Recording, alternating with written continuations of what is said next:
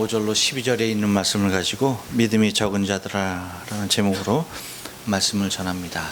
우리 다 같이 한번 인사할게요. 옆 사람과 인사하시고 앞뒤 사람과 인사하실 때 지난 한 주간 동안 평안하십니까? 인사합니다. 지난 한 주간 동안 평안하십니까? 평안하십니까? 평안하십니까? 지난 12일이었죠. 일본에서는 3살 먹은 딸에게 뜨거운 물을 붓고 그런 학대를 통해서 숨지게 한 어린 미혼모의 이야기가 전해지면서 일본을 충격 가운데 불어넣었습니다. 그런데 약속이나 한 듯 한국에서는 7살 먹은 초등학생 아들을 때려서 숨지게 하고 그 시신을 훼손한 비정의 아버지의 일이 방송에 연일 나오고 있었습니다. 이 아버지 B 씨는 경찰에서 이렇게 진술을 했어요.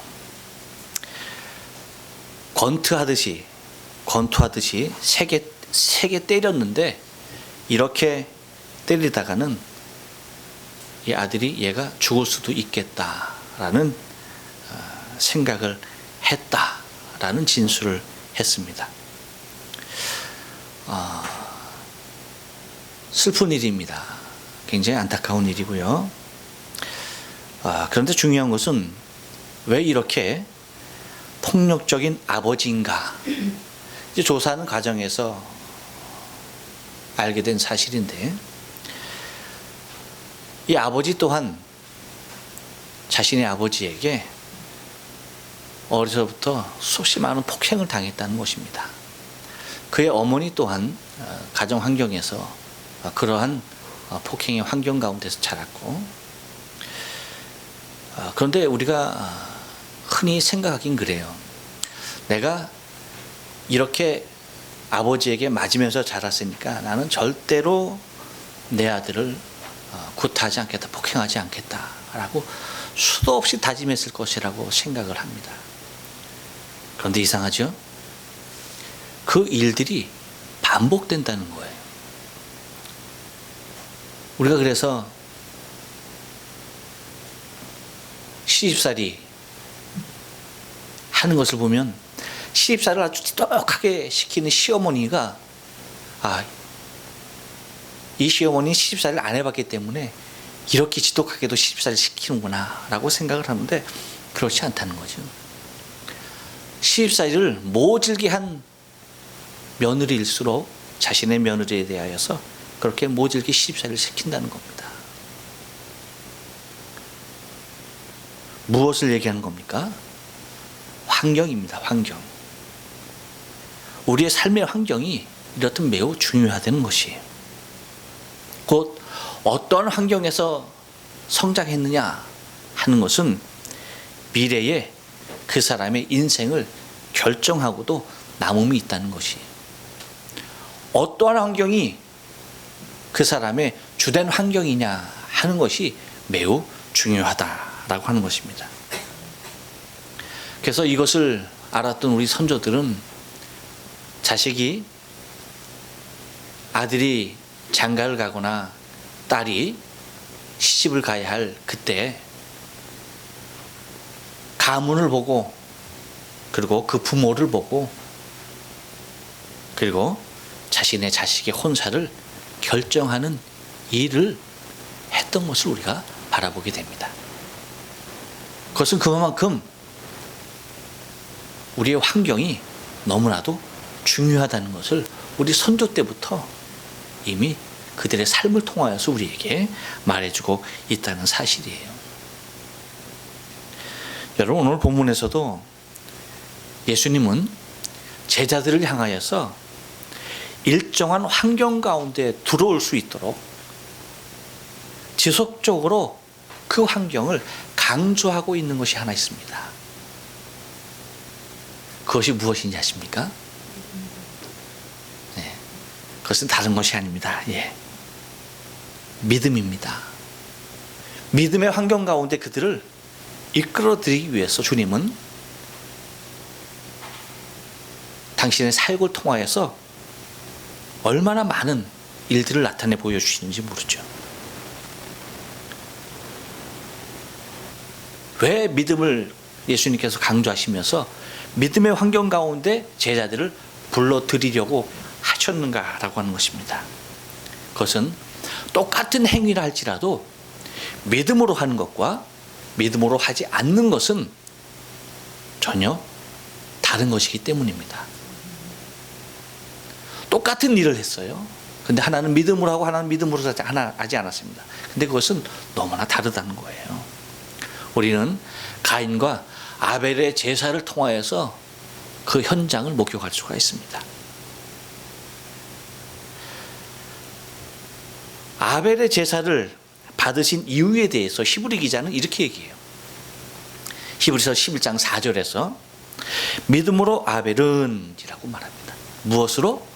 믿음으로. 믿음으로 아벨은 가인보다 나은 제사를 하나님께 드림으로 의로운 자라라고 말합니다. 가인이 하나님께 제사 드리지 않았다는 것이 아닙니다. 아벨과 똑같이 제사 드렸습니다. 그런데 한 사람은 믿음으로 드렸고 한 사람은 믿음으로 드리지 못했다는 거예요. 그 결과가 어떻습니까? 믿음으로 드린 사람은 의인이라 칭하는 증거를 받고 최초의 순교자로, 믿음으로 하지 못했던 사람은 어떻게 됩니까?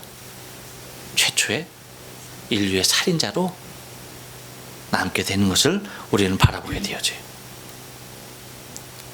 그래서 이렇게 말하죠. 저가 죽었으나 그 믿음으로써 오히려 말하느니라 라고 하면서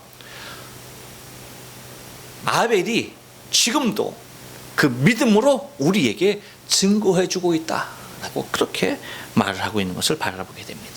그래서 어떻게 해서든지 예수님은 제자들을 굳건한 믿음의 환경 가운데 들어오기를 모색하고 있는 것을 우리는 바라보게 되는데, 그런데 제자들은 어디에 있습니까?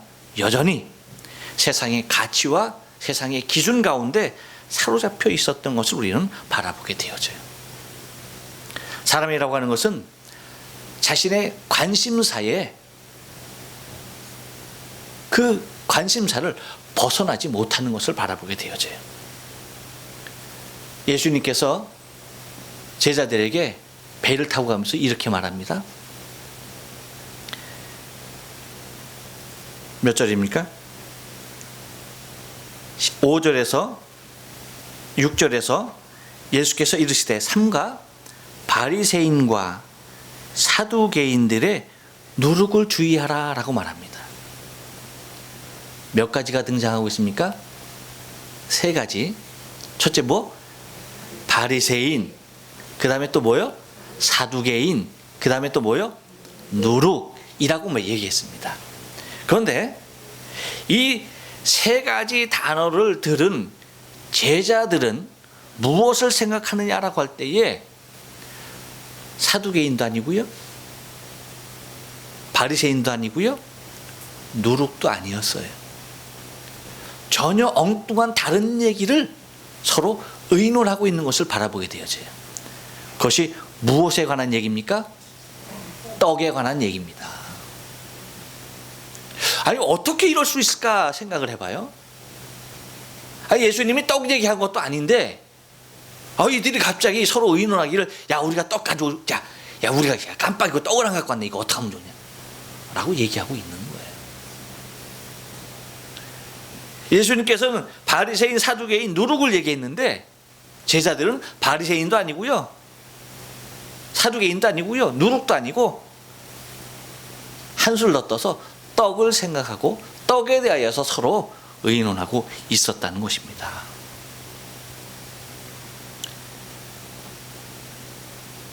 왜 그럴 수 있었을까라고 하는 거예요. 얼마나 그 떡에 대하여서 신경을 쓰고 있었고 얼마나 그 떡을 생각하고 있었으면 누룩 시작할 때에 연상되어지는 것이었습니다. 바리새인들도 눈에 들어오지 않고요, 사두개인도 귀에 들어오지 않았어요. 근데 누룩하니까 연상되어지는 하나, 그들이 생각하고 있었던 하나가 떠오르는 거예요. 아, 떡. 누룩이 들어간 떡, 누룩이 안 들어간 떡. 떡이 떡하니 생각이 나더라는 거예요.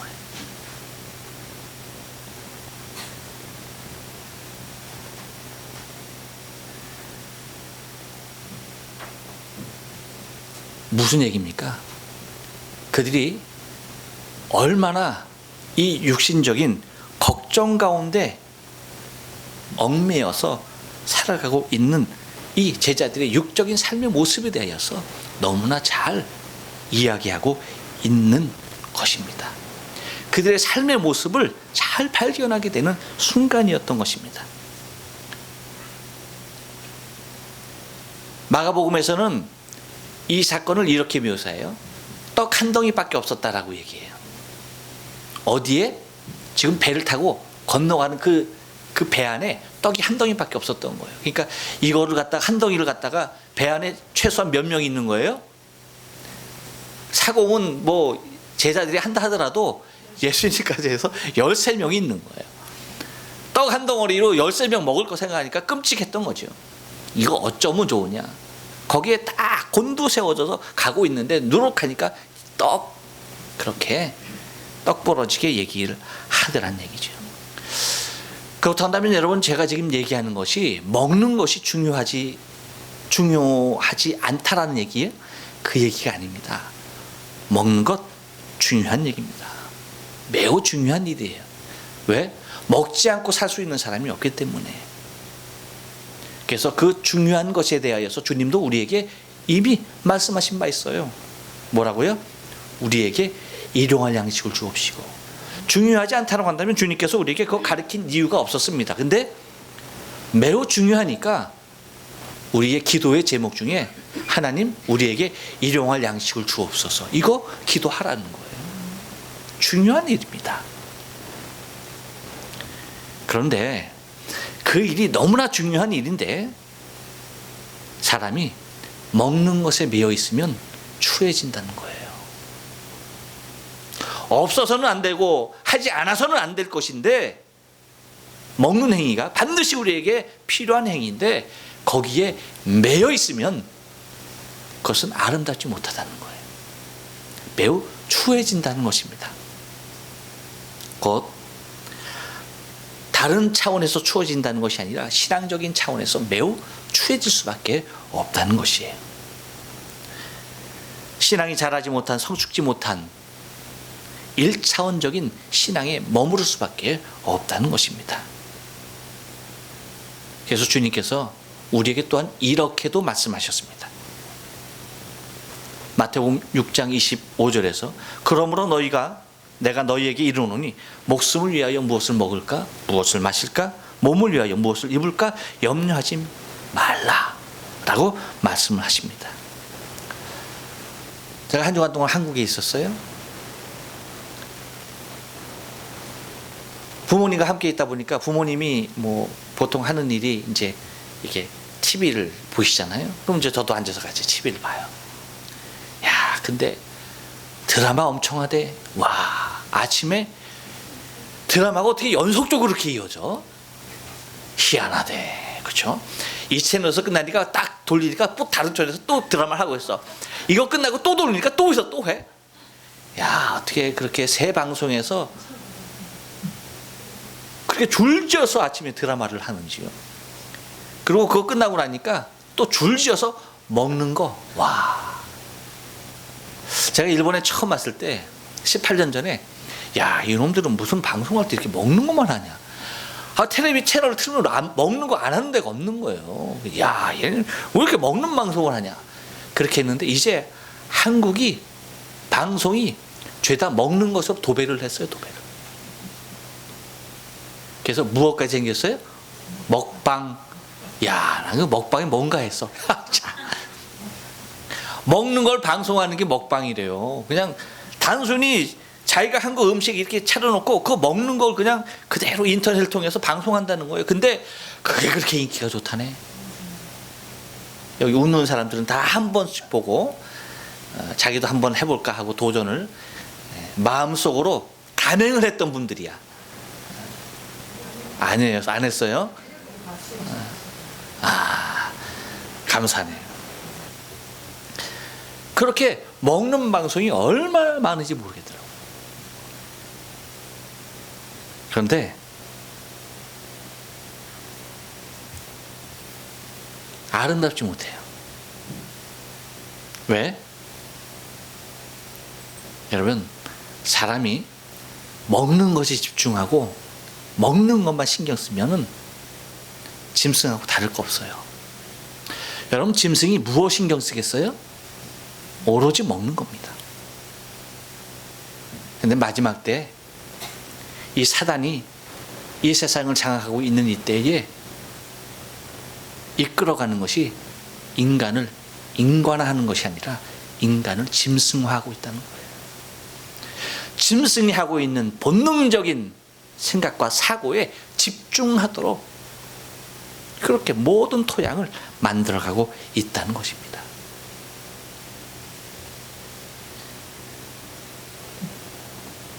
반면에 여러분, 빵 한 덩어리, 그것도 마른 빵 한 덩어리, 그것을 식탁에 놓고 두 손을 모으고 간절한 모습으로 믿음으로 일용할 양식을 주신 하나님께 감사기도 하고 있는 그림을 보셨죠? 얼마나 귀하고 아름답습니까? 차려놓은 게 많아서요? 그렇지 않아요. 진수하고 성찬이하고 다 모여도요, 빵 하나 놓고 감사함으로 기도하는 그 모습이 너무나 아름다운 거예요. 진수성찬을 차려놓고 감사할 줄 모르면서 먹어 제끼는 거예요. 가장 추하고 비참한 모습입니다. 인간이 짐승이 되는 현장이 바로 그곳입니다. 곧 제자들은 주님께서 요구하시는 믿음의 분량 가운데 이르지 못하고 그들은 그들이 신경 쓰고 그들이 아직까지도 육적인 삶 가운데 얼마나 붙잡혀 있는지에 대해서 우리에게 이야기해주고 있는 것입니다. 그래서 그러한 생각 가운데 사로잡혀서 서로 의논하는 그 모습을 보시고 예수님께서 8절에서 이렇게 말하는 것입니다. 믿음이 적은 자들아 어찌 떡이 없으므로 의논하느냐라고 말합니다. 왜 떡이 없는 것 가지고 서로 의논하고 있느냐라고 하는 것입니다. 여러분, 주님이 얼마나 안타까웠으면 그러면서 하시는 말씀이 뭐라고 말씀하십니까? 이렇게 말하죠. 너희가 아직도 깨닫지 못하느냐. 9절에서 떡 5개로 5,000명을 먹이고 죽은 것이 몇 바구니며 떡 7개로 4,000명을 먹이고 죽은 것이 몇 광줄인 것을 기억지 못하느냐 라고 하면서 예수님께서 바로 전에 행하셨던, 얼마 전에 행하셨던 그 일들을 상기시키면서 그들에게 행했던, 먹을 것이 없었을 때 그들을 신이 5,000명, 4,000명을 먹였던 그 일을 상기시키면서 그들을 믿음 가운데 끌어들이길 원하시는 주님의 모습을 발견하게 됩니다. 물론 여러분, 떡이 없는 것, 그것은 현실입니다. 지금 그들에게 먹을 것이 없다는 것, 그것은 현실이에요. 하지만 우리가 생각해야 할 것은 뭐냐면 현실이 걱정으로 오는 것이 아니라 바로 이 현실을 통하여서 다가오는 은혜를 깨달아야 한다는 것입니다. 이것이 믿음이에요. 여러분, 우리의 현실은 어쩌면 제자들이 겪고 있는 그러한 모든 현실과 항상 같은 모습으로 나타나요. 누구에게는 현실이 아름답고 찬란한 모습으로 나타난다고 생각하면 안 돼요. 현실이라고 하는 것은 나름 모든 이에게 다 힘이 들고 어려운 것이 사실입니다. 우리가 보기에는 아무런 걱정 없이 보이고 마음껏 여유 있게 살아가는 사람이라 할지라도요, 똑같습니다. 그들의 현실 가운데는 우리가 발견하지 못한 또 하나의 또 다른 모습의 걱정에 사로잡혀 있는 것은 틀림이 없다는 거예요. 하지만 그것이 또 다른 사람의 눈에 보이느냐 안 보이냐의 차이예요. 누구나 할 것 없이 다 자기 나름대로의 현실이라는 것은 매우 힘이 들고 어려운 상황이라는 사실을 우리가 인정할 수밖에 없다는 것이죠. 하지만 그 현실이라고 하는 것을 통하여서 우리가 걱정을 사온다라고 하는 것은 믿음이 없다라고 주님께서 판단하시는 거고요. 그 현실을 통하여서, 어려운 현실을 통하여서 오히려 무엇을 하는 겁니까? 이 어려운 현실을 통해서 하나님께서 도대체 무슨 일을 이루실까? 무슨 일을 하시려고 나에게 이러한 현실을 주셨는가를 믿음으로 바라보며 생각할 때에 그것이 은혜로 다가온다는 것입니다. 그 차이예요. 그러니까 예수님께서 제자들을 향하여서 말씀하시길 원하셨던 것은 다른 것이 아닙니다. 바로 그러한 모습들이에요.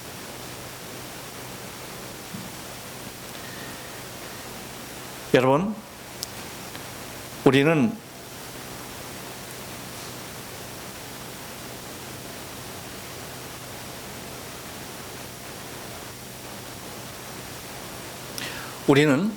우리가 생각하는 삶의 현실 가운데 나타난 일들에 대하여서 거기에 집중할 때가 있습니다. 하지만 그 집중을 통하여서 우리의 믿음을 키워나가는 것이 하나님이 가장 원하시는, 주님이 가장 원하시는 이끄심의 방향인 것을 우리가 놓치지 말아야 한다는 것입니다. 물론 누룩이라고 말할 때에 그것은 주님께서 분명하게 바리새인과 사두개인에 대한 교훈을 두고 말씀하신 것이라고 오늘 본문에서 살피고 있지만, 주님께서 이 사건을 통하여 그들에게 원했던 것은 그들이 더욱더 믿음 가운데 들어오기를 원하는 그러한 일들을 우리가 바라볼 수가 있다는 것입니다. 곧 여러분, 우리가 본문에서 예수님께서 그들을 믿음의 환경으로 이끌어들이기 원하는 그러한 노력들이 어디에서 나타나는가 하면은 먼저 오병이어에서 찾을 수가 있다는 거예요. 그들에게 뭐라고 말합니까? 마태복음 14장 14절에서 너희가 먹을 것을 주어라라고 말합니다. 왜 그렇게 말씀하셨을까요? 그들의 믿음을 테스트하기 위함이었습니다. 또한 무리를 거리시는 주님을 우리는 마태복음 14장 31절에서 말씀하시는 주님을 우리는 발견하게 됩니다. 뭐라고 말합니까? 무리를 걸어오셔서 어려운 중에 있는 제자들을 향하여서 왔을 때에 베드로를 향하여서 무리를 걸어오라고 말합니다. 그럴 때 그가 걸어오다가 풍랑을 보고 빠져들어갑니다. 그럴 때 주님께서 하시는 말씀이 믿음이 적은 자여 왜 의심하였느냐라고 하면서 무엇을 말합니까? 믿음에 대하여서 말씀하십니다. 또한 그 사건 이후에 가나안 여인을 만나는 일이 있습니다. 마태복음 15장 28절에서 그 가나안 여인, 예수님께서 개라고 취급했던, 그렇게 치부해버리고 말았던 그 여인에게 주님은 뭐라고 말씀하십니까? 내 믿음이 크도다. 여기서도 주님께서 말씀하시길 원하셨던 것은 믿음이었어요. 그것뿐입니까? 칠병이어에서도 마찬가지입니다. 4,000명을 먹이고 7광주리가 남는 그 기적을 행하실 때도 예수님은 마태복음 15장 34절에서 이렇게 말합니다. 너희에게 떡이 몇 개가 있느냐? 무엇하는 것입니까? 제자들의 믿음을 테스트하고 있는 것을 바라보게 됩니다. 오늘 곧 바리새인과 사두개인 이 누룩을 통하여서도 16장 8절에서 주님께서 하시는 말씀은 뭐라고 말씀하십니까? 믿음이 적은 자들아 라고 하면서 믿음을 강조하고 있는 것을 바라보게 됩니다. 곧 주님께서 제자들을 이끌어 주시길 원하셨던 환경은 다른 것이 아니라 믿음의 환경 가운데 그들을 이끌어 드리길 원했던 것을 바라보게 됩니다. 왜 그토록 믿음의 환경 가운데 제자들을 이끌어 드리길 원했는가? 믿음이 있어야만이 곧 바리새인, 사두개인 그들이 강조하고 그들이 유전적으로 행하였던 그 모든 교훈을 딛고 일어설 수가 있기 때문입니다. 믿음이 아니고서는 그들이 그러한 세상의 논리와 이론 가운데 결코 온전해질 수가 없었다는 것입니다. 그래서 바리새인, 강조했던 것이 무엇입니까? 모세 오경과 그리고 자기들이 만들어 놓은 구전, 이것에 대하여 얼마나 강조했는지 모르죠. 그래서 하나님의 말씀보다는 오히려 사람의 학문과 이론, 교훈, 그리고 도리, 이런 것들을 더 중요시하는 매우 율법주의적인 사람들로 바뀌어갔던 것을 바라보게 됩니다. 그래서 교회 안에서도 여러분, 우리가 사람의 유전을 따라 행하다 보면 무엇이 나타나게 됩니까? 율법주의에 빠지게 됩니다. 하나님의 말씀 그 위에 서게 되는 것을 바라보게 되어지죠. 사두개인들은 어떻습니까? 물론 모세 오경만을 강조했지만 그들은 매우 이기적인 집단이었습니다. 그래서 그들에게는 내세도 없고 영혼도 없고 천사도 없고 사후세계도 없는 철저히 현실주의자들. 그래서 지난주에 말씀드렸죠. 로마의 정권과 서로 합하여서 권세를 갖고 살았던, 이 땅이 다라고 여겼던 현실주의적인 삶들을 살았던 것이 이 사두개인들입니다.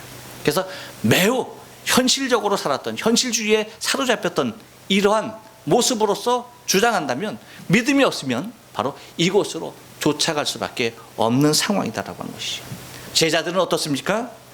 제자들은 떡 없는 것들을 걱정했던 사람들입니다. 곧 먹을 것이 없는 것을 걱정했던 자들, 곧 믿음이 없는 사람들을 나타내 보이고 있습니다. 이랬을 때 여러분, 어떤 현상이 나타나느냐? 곧 강한 것이 그들을 이끌어가게 돼 있더라는 것이죠. 여러분, 큰 강이 흘러서 바다로 들어갑니다. 그 강물이 바닷물로 들어가게 되어지는 그 하구에 가보면 바닷물과 이 민물이 만나는 지역이 있습니다. 근데 그 바닷물과 민물이 만나는 지역을 갖다가 솔트라인이라고 하는데, 이 솔트라인이 비가 많이 내리고 물이 많으면 이 솔트라인이 바다 쪽으로, 이 해안 쪽으로 점점 내려갑니다. 근데 반면에 강물이 오고 강물에 흐르는 물이 약해지면은 이 솔트라인이 점점 이 강물을 차고 올라오게 되죠. 그래서 가무면 가물수록 이 솔트라인이 이 강 상류로 더욱더 힘을 더해서 올라오게 돼 있다는 것입니다.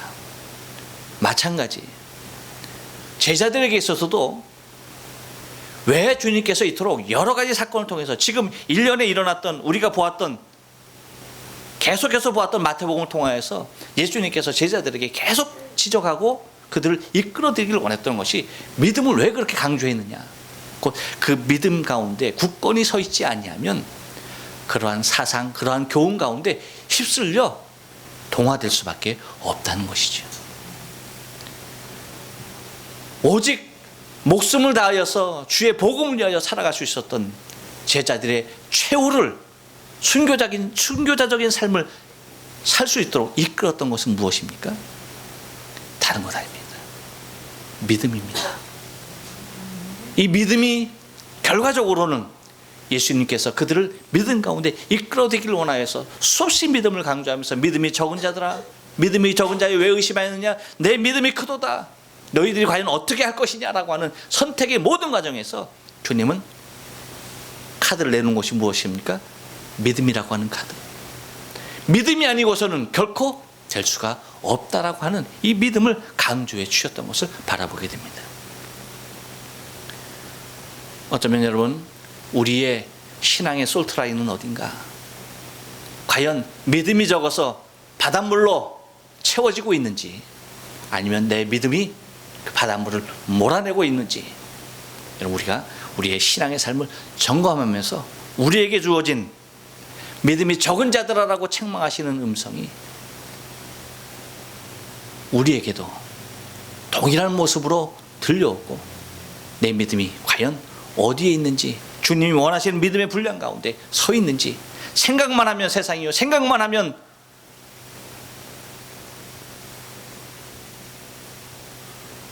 주님에게서 떠나는 그러한 우리의 신앙의 삶은 아닌지 점검하면서 우리의 신앙의 삶이 믿음을 통하여 승리할 수 있는 저와 여러분의 삶 되어져야 할 줄로 믿습니다.